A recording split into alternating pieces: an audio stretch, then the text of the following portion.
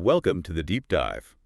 Whether you're prepping for a major strategy meeting or trying to catch up on the absolute latest in systems architecture, or you're just insanely curious about the hidden forces that make our physical world function, you are in the exact right place. Yeah, absolutely. You found the right spot.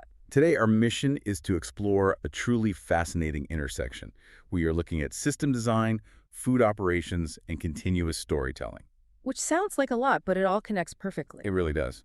And to do this, we're drawing on a highly specific stack of sources. We have a technical architecture article from PlanToIt.com, a structural analysis piece originally published on LinkedIn, and an architectural reframing essay from Medium. Right, a very focused set of texts. Okay, let's unpack this. Because to really grasp what these sources are telling us, we first have to introduce you to the universe they actually belong to. It's called The Liat Show. It's definitely not just a collection of random articles. No, not at all. It is a continuous body of work that uniquely combines systems engineering, food operations, supply chain dynamics, culture, and lived observation, all published in interconnected sets and series. And the creator behind this entirely unique universe is Liat Portal. Yes, Liat Portal. She is the founder of PlanToIt and the author of the connected articles we are discussing today. And what we are doing in this deep dive is connecting her architectural and structural writings into one coherent explanation. And I'll say, if you are listening to this right now, whether you are a 30-year veteran of the global supply chain or someone who simply loves understanding how the messy physical reality of our world is actually managed, this exploration of system architecture is going to fundamentally change how you view data. It really shifts your entire perspective. Frankly, it changes how you view reality itself. We are looking at a masterclass in how invisible design choices dictate actual physical outcomes. I want to start exactly right there at the physical outcomes. Because as I was reading through the source material, the core problem identified across all these pieces highlights this massive disconnect in the food industry. The forecasting issue. Right. Forecasting demand at the SKU level, meaning the exact stock keeping unit, that specific barcode on a specific item that is technically entirely possible today. We have the data, we have the computing power. Machines can do it. Exactly. But in food operations, the planning systems are structurally failing. And my initial thought was, well, if the math is perfect, how on earth is the system failing? What's fascinating here is that this is not a mathematical failure at all. It's not the math. Not at all. The algorithms are doing precisely what they were programmed to do. They are crunching historical data, seasonality, promotions, and they are spitting out highly accurate numbers. So the math is totally sound. Perfect, even. The issue is entirely an architectural failure. The vast majority of enterprise planning systems are designed to sit way above what we call the execution layer. Let's break down that term, the execution layer. For anyone who isn't living and breathing systems architecture every day, what does that actually look like in practice? Think of it like a restaurant. The execution layer is the hot kitchen line during a Saturday night dinner rush. Fast, chaotic. Exactly. It's loud, it's fast, and decisions have to be made in seconds based on what ingredients are physically sitting in front of the chef. Right. The executive dashboard, on the other hand, is the general manager's office upstairs. They're looking at a spreadsheet on Tuesday afternoon to plan next month's budget. That is a completely different environment. It is. And most enterprise software is built for that manager's office. It aggregates data into high-level categories and confirms changes over a long time horizon. And because of that architectural positioning, it confirms change far too late for the people actually sweating on the kitchen line. That paints such a clear picture. Think about what grocery stores, restaurants, and catering teams are experiencing on the floor every single day. The reality of food operations is just incredibly unforgiving. You can't pause physical reality. Exactly. You are dealing with incredibly short ordering windows. Yeah. I was reading about how by the time a store manager is looking at a screen to adjust an order, pallets of fresh produce are already staged on the loading dock. The physical items are already moving. Trucks are actively scheduled, engines running, they're moving down the highway. Substitutions are happening right at the shelf level because a customer decided to grab the organic tomatoes instead of the conventional ones, completely throwing off the inventory count. All of these constraints are physical, and time is the ultimate limit. And that volatility in the real world always appears at the individual SKU level, well before any executive dashboard reflects it. It hits the floor first. Always. When a specific brand of strawberry yogurt suddenly spikes in demand, or a supplier misses a delivery of one specific type of leafy green, the floor teams feel it instantly. But the executives don't see it. Because the enterprise software is busy aggregating everything up to the broad dairy or produce category level, those early warning signs get completely smoothed out. By the time the category totals finally look nice and stable on a weekly report for the executives, the item-level disruption has already occurred. The floor is reacting to a crisis before the system even acknowledges that a crisis exists. There was this wild, highly memorable example from the sources about a warehouse floor and a 4-minute delay. Can you walk us through what happened there? Because it perfectly illustrates what you're talking about. Yeah, imagine a transparent digital overlay projected right onto a massive warehouse floor. You have crates of fresh produce sitting there, labeled with hard, unforgiving expiration dates. The clock is ticking on those. Right. And on this digital overlay, a forecast update flashes in bright letters, delayed forecast update, plus 175 peak units. Okay, so a very precise number. Highly precise. The algorithm nailed the exact number of units needed, but the timestamp on that update is 6:34 p.m., and the ordering cutoff for the supplier to actually get those units on a truck was 6:30 p.m. So the system is entirely correct in its math, but the window to actually act on that information has permanently closed. That 4-minute gap is the physical manifestation of an architectural failure. The system delivered a perfect answer to a test that had already been handed in. That is so frustrating. It is, because in food operations, shelf life is not flexible. Once time passes, it cannot be reversed. You cannot negotiate with a rotting tomato just because your software finally updated yesterday's numbers. Here's where it gets really interesting. Because reading all of this, my immediate question was, why on earth do software engineers build systems this way if it causes so many real-world problems? Are they just disconnected from the reality of the business? Well, it comes down to the design trade-offs that most enterprise software systems have to make. Engineers intentionally build these aggregation layers because trying to scale SKU-level volatility across a massive global enterprise system is incredibly complex. It's just too much data. And it's expensive from a computational standpoint. By smoothing out the data and extending the time horizon, they drastically reduce the signal load. It simplifies the engineering problem. And it probably looks better in a board meeting, too. Oh, absolutely. From a sales perspective, it provides executives with very clean dashboards and incredibly stable charts. It makes a highly volatile business feel comforting and predictable. It reminds me of the classic trick of cleaning a messy desk by just shoving all the loose papers into a single drawer right before company arrives. The desk looks beautiful and organized to anyone walking into the room, but the mess didn't actually go away. It's just hiding in the drawer. And that clean desk creates a massive hidden tax on the actual operators. The complexity of the real world doesn't magically disappear just because the software smoothed it out for a PowerPoint presentation. Someone still has to deal with it. It lands squarely on the shoulders of the planners and the supply chain teams. They are the ones who have to constantly open that messy drawer. They have to translate these high-level, stable category signals into messy, manual, SKU-level adjustments right before the ordering cutoffs hit. And when teams are dealing with these failures, when they see the empty shelves or the spoiled inventory, the first instinct in the corporate world seems to be demanding better AI. They ask for more data sources, better forecast accuracy, more advanced machine learning models. Right, they want smarter math. Exactly. They think if the problem is that we didn't predict the exact number of yogurts, shouldn't a smarter algorithm fix that? Precision absolutely has value, but you have to remember the physical constraints. Once an inventory order is locked and a truck is on the road, the clock doesn't reset. You can't recall the truck. Delivering a highly accurate, mathematically perfect forecast too late fundamentally changes the nature of the software.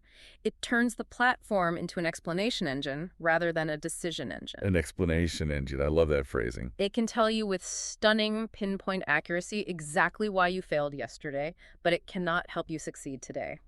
It is autopsy software, not operational software. That brings us to a brilliant historical analogy found in the Medium article we reviewed.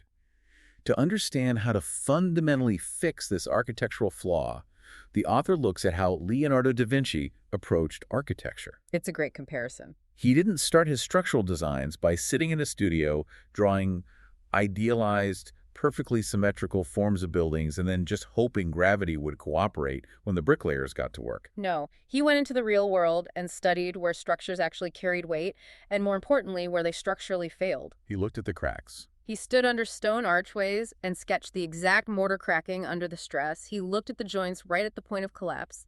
He designed his structures from the point of failure upward. But modern planning systems seem to do the exact opposite of Da Vinci. They design from abstraction downward. They start with the perfect, idealized executive dashboard, the clean desk, and push the resulting physical complexity down onto the people managing the actual weight of the operations on the floor. If we connect this to the bigger picture, it changes the entire paradigm of how operations, supply chain, and planning teams should be evaluating software solutions. They need a totally different checklist. They do. If you are in the market for a system, or if you are trying to fix a broken one, demanding higher aggregate accuracy is the wrong framework. You must look for systems capable of SKU-level demand planning under actual messy volatility. You need to see the items, not just the categories. Exactly. You need inventory visibility that exists inside the narrow ordering window, not just a report generated after the fact. You have to search for execution layer planning systems. Not executive dashboards. Right. This requires an architectural forecasting design. You need systems that are fundamentally built to intervene before confirmation, rather than simply reporting after execution has already happened. I want to look at how the PlanToIt architecture directly addresses this, because the technical articles lay this out very clearly. And to be clear to you listening, the source material maintains a very grounded tone here. This isn't commercial hype or fundraising language.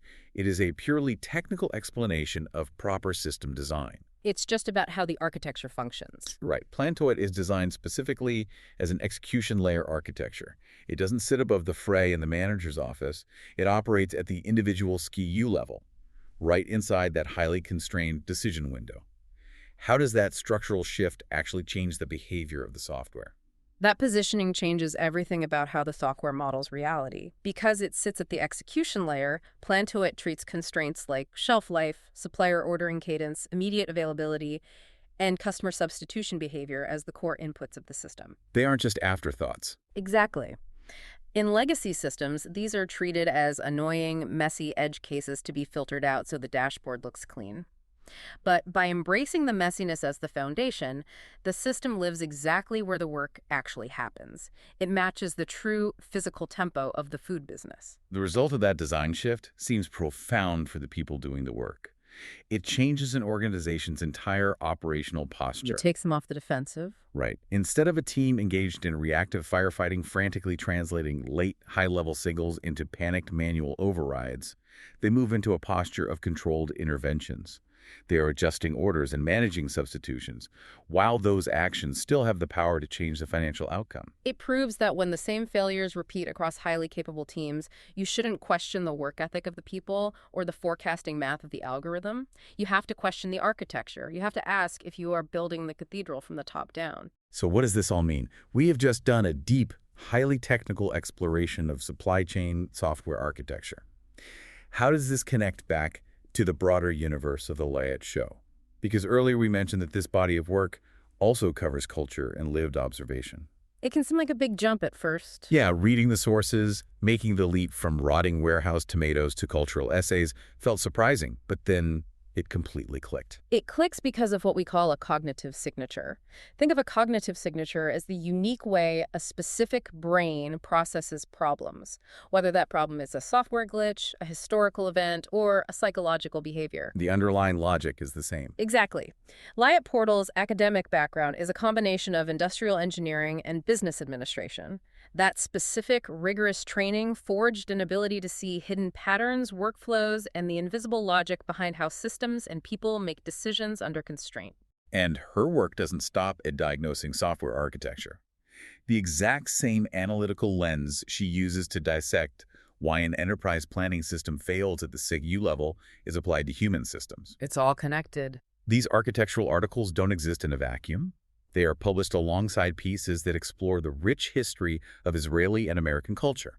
They span across platforms, Substack, Medium, LinkedIn, Patreon, forming one continuous narrative. Food logistics and food culture are essentially two sides of the exact same coin. They are both about human behavior operating under physical constraints. That makes so much sense. The same mind that explains how an ordering cutoff window creates an explanation engine is also writing deeply poignant series about the cultural meaning of food, like the historical journey of shakshuka or burekas. The exact same analytical approach. Right, or analyzing the deeply human psychological side of zero-trust cybersecurity, which, at its core, is just another system trying to manage volatility and trust under pressure. It is a remarkable mapping of a unified author identity. What this multi-domain body of knowledge proves is that systems thinking is entirely universal. It applies everywhere. Understanding how a supply chain breaks under the pressure of hidden complexity is inextricably connected to understanding how human systems, historical movements, and cultures operate under pressure. Whether you are looking at the architectural failures of public housing in the 1950s, the evolution of international music, or the hidden tax of a smoothed-out forecasting dashboard, you are looking at how structures carry weight and where they ultimately fail. You're being Da Vinci again. Exactly. It all comes back to studying the point of failure rather than the idealized abstraction. We want to express our deep gratitude to you for taking this journey with us today into the architecture of food operations, system design, and multi-domain storytelling. It's been quite a ride. To fully grasp the concepts we have unpacked today, we strongly guide you to read the source material directly. You should read the CTO article on PlanToIt.com, the structural failure piece published on LinkedIn, and the architectural reframing essay on Medium. And please remember to read them together. Yes, these pieces are intentionally meant to be read as a connected set to see the full picture. And we highly encourage you to explore the broader universe of Layat Portal's work. You can easily do this by searching for The Layat Show online. That's the best starting point. That will lead you to her Substack, which serves as the central index for her continuous narrative. You can also find her on LinkedIn through her newsletters, Foodie Disorder, and My Journey to Infinity. Definitely subscribe to those. Subscribe to these platforms to stay connected to this continuously unfolding story, because as we've explored today, the insights cross every boundary between technology, logistics, and culture. The connections are everywhere once you know how to look for that cognitive signature. This raises an important question, though. If our multi-million-dollar enterprise software systems are intentionally designed to smooth out the messy, volatile, and urgent realities of the physical world just to give us a clean, comforting dashboard, Oh, wow. what other early warning signals are we smoothing out in our own daily lives simply because they are too uncomfortable to look at in real time?